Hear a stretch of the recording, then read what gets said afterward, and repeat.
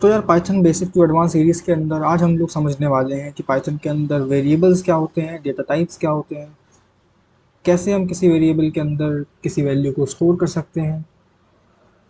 तो उसको समझने के लिए हम लोग आते हैं इस पीडीएफ में। ये पीडीएफ मैंने आप लोगों के लिए रेडी करी है ताकि आप लोगों को सारे नोट्स अच्छे फॉर्मेट में मिल सकें। इस पीडीएफ को आप लोग डिस्क्रिप्शन में जाकर डाउनलोड कर सकते हैं। तो वेरिएबल समझते हैं। वेरिएबल क्या होता है, जैसे आपके घर में किचन है और किचन के अंदर आपने डब्बे रख रखे हैं जिसके अंदर आपने हो सकता है शक्कर रखी होगी, चावल रखे होंगे। तो वो डब्बा जो है वही वेरिएबल है, नथिंग मोर। यहाँ पर लिखा भी हुआ है, सोच के देखो आपके घर का डिब्बा सिस्टम। आटा डिब्बा, चीनी डिब्बा, दाल का डिब्बा, हर एक डिब्बे में अलग अलग चीज़ें रखी होती हैं।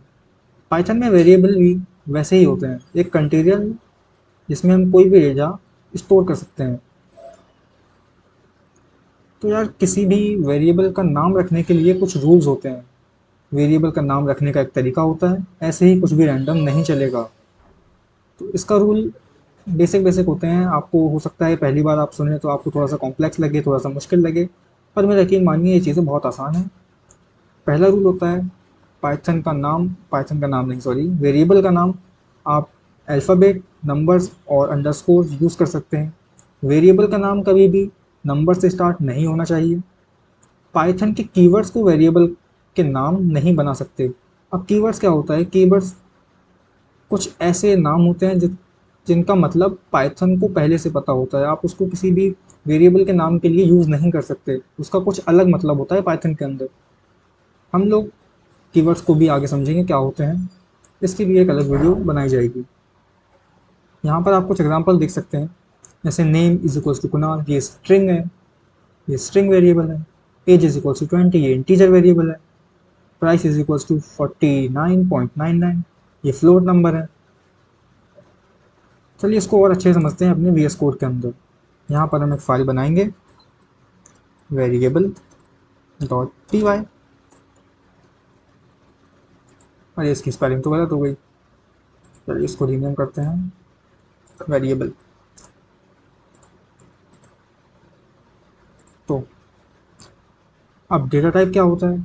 डेटा टाइप वो होता है जो आपने डिब्बे में अपने वेरिएबल में यानी कि आपने स्टोर किया है, वो किस टाइप की वैल्यू है। वो चीनी है, या फिर वो दाल है, या फिर वो चावल है। इन सब चीज़ों के अलग अलग टाइप होते हैं। ऐसे ही पाइथन में वैल्यूज़ के भी अलग अलग टाइप होते हैं। तो पहला टाइप हम लोग समझते हैं, पहला टाइप होता है न्यूमेरिक टाइप्स। न्यूमेरिक टाइप के अंदर पहली चीज़ हमारे पास आती है इंटीजर्स। अब इंटीजर्स क्या होते हैं? इंटीजर्स 5 हो सकता है, 10 हो सकता है, 12 हो सकता है, 20 हो सकता है, -20 हो सकता है, या फिर 0 हो सकता है। दूसरा टाइप आता है floating value type. Floating value क्या होती है? फ्लोटिंग वैल्यू पॉइंट के बाद की वैल्यू भी स्टोर कर सकती है। जैसे कि हम यहाँ पर लिखते हैं f इज इक्वल्स टू 5.7, 5.7। और तीसरी वैल्यू आती है कॉम्प्लेक्स। कॉम्प्लेक्स को समझने के लिए आपको अभी उतनी ज़रूरत नहीं है। कॉम्प्लेक्स बेसिकली मैथ वाले कॉम्प्लेक्स नंबर होते हैं जिसका फॉर्म a प्लस आई जे होता है, जहाँ पे a उसका रियल पार्ट होता है और आई जे उसका इमेजिनरी पार्ट होता है। खैर इसको हम लोग बाद में समझते हैं। और अब a और f जो है इसको हम लोग प्रिंट करके भी देख लेते हैं।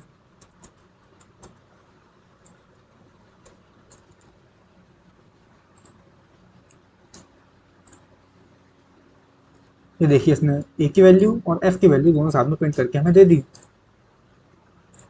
चलिए अब हम लोग समझते हैं एक अलग डेटा टाइप को, जो कि होता है स्ट्रिंग। अब स्ट्रिंग क्या होता है?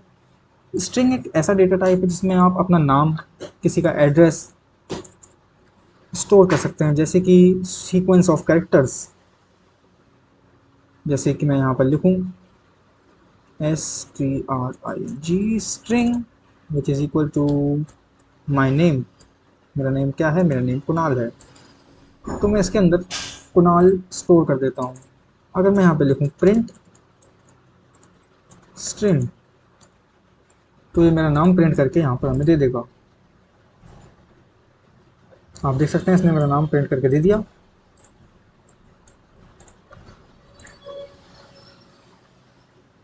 तीसरा डेटा टाइप हमारे पास आता है बूलियन। अब बूलियन क्या करता है, बूलियन सिर्फ दो टाइप की वैल्यू स्टोर करता है, जो कि हो सकती है ट्रू या फिर वो हो सकती है फॉल्स।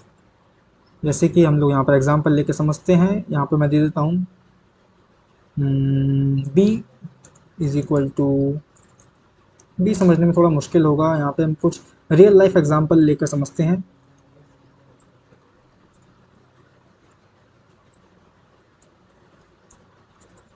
तो मैंने यहाँ पर लिखा इज मैरिड, इसमें हम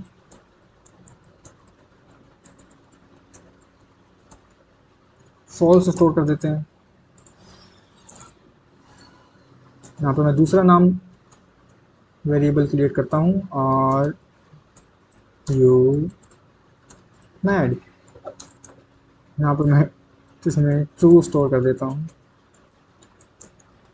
तो ये दोनों बूलियन डेटा टाइप है। अगर हम इन्हें प्रिंट करके देखें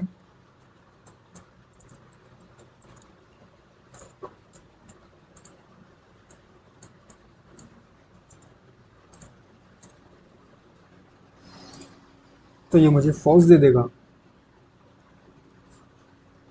बूलियन डेटा टाइप का इस्तेमाल हम दो चीज़ों को कंपेयर करने के लिए भी कर सकते हैं, जैसे कि चलिए हम कंपेयर करते हैं ए और एफ को। Print A equal equal to, अब ये इक्वल इक्वल टू क्या करता है, इक्वल इक्वल टू दो चीज़ों को कंपेयर करता है। अगर दो चीज़ सेम होगी, इक्वल होगी, तो हमें इसका आंसर ट्रू मिलेगा, और अगर कोई दो चीज़ें कंपेयर करने में इक्वल नहीं आती हैं तो ये हमें उसका आंसर फॉल्स देता है। जैसे कि आप यहाँ पर देख सकते हैं बी इज़ नॉट डिफाइंड। अब ये बी, बी क्या है, ओह सॉरी मैंने यहाँ पर बी लिख दिया, जिसकी जगह मुझे एफ लिखना चाहिए था। अब देखते हैं, अब मुझे यहाँ पर फॉल्स मिलना चाहिए। ये देखिए इसने मुझे फॉल्स रिटर्न करके दे दिया।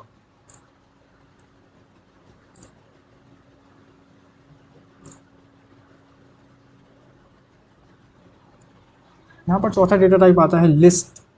अब लिस्ट, टपल, सेट, डिक्शनरी, ये चार अलग अलग डेटा टाइप हैं। ये आपको जब आप इन्हें पहली बार पढ़ोगे तो आपको लग सकता है ये सब सेम है, पर नहीं, ये चीज़ें सेम नहीं है। जैसे हम लिस्ट को समझते हैं, जैसे कि एक थाली में अलग अलग आइटम्स, लिस्ट में मल्टीपल वैल्यूज़ स्टोर कर सकते हैं। लिस्ट में आप लोग मल्टीपल वैल्यूज़ स्टोर कर सकते हैं। जैसे कि मैंने अपनी प्लेट, यहाँ पर फेवरेट फूड की जगह मैंने, मेरा फेवरेट फूड जो है पनीर है, बिरयानी है और डोसा है। तो हो सकता है कि मेरा फेवरेट फूड पनीर यहाँ से हट जाए, मेरा मन ना करे पनीर खाने का, तो मैं इसकी जगह कुछ और भी खा सकता हूँ। हो सकता है मुझे आलू अच्छे लगने लगे, अगर मुझे आलू अच्छे लगे तो पनीर को हटा के मैं यहाँ पर आलू लिख दूंगा, तो मेरा फेवरेट फूड हो जाएगा आलू, बिरयानी और डोसा। ये होता है लिस्ट, यानी कि हम इसकी वैल्यूज़ को चेंज कर सकते हैं। अब आता है हमारे पास टपल। अब टपल क्या होता है, टपल भी लिस्ट जैसा ही होता है, पर इसकी वैल्यू हम चेंज नहीं कर सकते। जैसे कि डेट ऑफ बर्थ, आप जिस डेट को पैदा हो गए आपकी डेट ऑफ बर्थ ज़िंदगी भर वही रहेगी, आप उस चीज़ को चेंज नहीं कर सकते, यानी कि ये इम्यूटेबल होता है। अब हमारे पास आता है सेट। अब सेट तो आप लोगों ने मैथमेटिक्स के अंदर 11th और 12th क्लास में पढ़ा होगा, जो कि होता है अनऑर्डर्ड यूनिक वैल्यूज, जैसे कि स्कूल के रोल नंबर्स विदाउट डुप्लीकेट्स। आप सेट के अंदर अगर 101 वैल्यू दो बार लिखेंगे पर वो एक ही बार स्टोर होगी, ये होता है सेट। इसकी वैल्यू आप आगे जाकर चेंज कर सकते हो, यानी कि ये म्यूटेबल होता है। 7 डेटा टाइप आता है डिक्शनरी। रियल लाइफ का एग्जांपल लेते हैं, फ़ोन बुक, आधार कार्ड के डेटा, यानी कि ये की वैल्यू पेयर्स स्टोर करता है। जैसे कि उसका नाम अमित है, तो उसकी एज 20 है और वो पुणे सिटी के अंदर रहता है। ये तीनों चीज़ें आपस में इंटरकनेक्टेड हैं। तो यार हम लोग list, tuple, set and dictionary के ऊपर एक अलग से वीडियो बनाएंगे, जिसमें हम इसके ऑपरेशंस, ये किस टाइप के होते हैं, इनके ऊपर हम लोग क्या ऑपरेशंस लगा सकते हैं, इस चीज़ के लिए हम लोग एक अलग वीडियो बनाएंगे जिसमें हम इन चीज़ों को डिस्कस करेंगे। टाइप चेकिंग, टाइप चेकिंग क्या होती है, जैसे कि किसी भी वेरिएबल का अगर मैं डेटा टाइप भूल जाऊँ या मुझे उसका डेटा टाइप चेक करना हो, तो उस जगह मैं टाइप चेकिंग का इस्तेमाल करता हूँ। इसको यूज़ कैसे करते हैं, आइए VS कोड में समझते हैं। अगर मैं भूल जाता हूँ कि ए का डेटा टाइप क्या है, एफ का डेटा टाइप क्या है, तो मैं यहाँ पर प्रिंट करूँगा, प्रिंट, यहाँ पर हम लिखेंगे टाइप, और टाइप के अंदर हम अपने वेरिएबल का नाम लिख देंगे जो कि है ए। अब ये हमें क्या करेगा, ये यहाँ पर हमें ए का डेटा टाइप प्रिंट करके दे देगा जो कि है इंटीजर। देखिए मुझे यहाँ पर इंटीजर मिल चुका है। आप यहाँ पर एफ का भी डेटा टाइप प्रिंट कर सकते हैं। उसके लिए मैं यहाँ पर लिखूँगा प्रिंट टाइप ऑफ एफ। अब भी क्या करेगा, मुझे एफ का डेटा टाइप यहाँ पर प्रिंट करके दे देगा जो कि है फ्लोट। ये देखिए इसने आप मुझे फ्लोट प्रिंट करके दे दिया है। ये होती है टाइप चेकिंग। अगर आप भूल जाएं कि, या अगर आपको चेक करना हो कि कोई वेरिएबल किस टाइप का है, तो आप टाइप फंक्शन का इस्तेमाल कर सकते हैं। अब डायनेमिक टाइपिंग समझते हैं। तो देखो डायनेमिक टाइपिंग क्या होता है कि पाइथन के अंदर हम जब किसी वेरिएबल को डिफाइन करते हैं तो हमें उसका टाइप, उसका डेटा टाइप पहले से डिक्लेयर करने की ज़रूरत नहीं होती। जैसे कि हम जब दूसरी प्रोग्रामिंग लैंग्वेज की बात करें जैसे कि जावा, वहाँ पर किसी भी वेरिएबल को डिफाइन करने के लिए हमें पहले उसका डेटा टाइप डिक्लेयर करना होता है। जैसे कि यहाँ पर हम समझते हैं, जैसे कि जावा के अंदर अगर मैं वेरिएबल ए बनाना चाहता हूँ और मैं उसके अंदर वैल्यू 10 स्टोर करना चाहता हूँ, तो मुझे पहले वहाँ पर integer A is equal to 10 इस तरीके से मुझे वहाँ पर एक वेरिएबल बनाना होता है जो कि इंटीजर उसका डेटा टाइप है, और जो ए है वो हमारा वेरिएबल है जिसके अंदर वैल्यू 10 स्टोर्ड है। लेकिन पाइथन में ऐसा नहीं होता।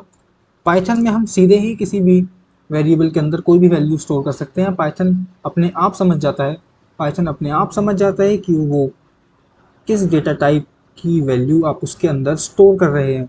ये होता है डायनेमिक टाइपिंग। और जो जावा और सी है वो स्टैटिकली टाइप लैंग्वेजेस हैं, जबकि हमारी पाइथन डायनामिकली टाइप लैंग्वेज है। तो यार आखिर में हम लोगों के पास आती है कुछ वेरिएबल की नेमिंग की बेस्ट प्रैक्टिसेस। अब यार ये तो मैंने सिर्फ एग्जांपल के लिए लिखा हुआ है, जैसे कि A is equal to 10, B is equal to daily. ये कहने को ये चीज़ें गलत नहीं है, पर जब आप कोई बहुत बड़ा कोड लिखते हो जिसके अंदर बहुत सारे वेरिएबल्स हैं, तो just to avoid the confusion हम इस तरीके के नाम वेरिएबल के नहीं रखते। हम ऐसे नाम रखते हैं जो कि रिलेटेबल हों, जिसके हम आसानी से समझ पाएँ, हमें कन्फ्यूजन ना हो। जैसे कि student age is equal to 10, तो मैं यहाँ पे आसानी से उस चीज़ को रिकॉल कर सकता हूँ। अगर मुझे कोई चीज़ चेंज करनी हो तो मुझे अपने कोड में बार बार कन्फ्यूजन ना हो, इसलिए हम इस चीज़ को थोड़ा सा अवॉइड करते हैं और इस तरीके के प्रैक्टिसेस को हम लोग यूज़ करते हैं। तो यार आज की वीडियो के लिए इतना ही। अगर आपको वीडियो अच्छी लगी तो प्लीज़ इस चैनल को सब्सक्राइब करें, लाइक करें, और अगर आप सोचते हैं कि इस वीडियो में कुछ कमी थी, मुझे और कुछ इम्प्रूवमेंट करना चाहिए, तो आप अपने थॉट्स कमेंट सेक्शन में डाल सकते हैं। Thank you and have a nice day.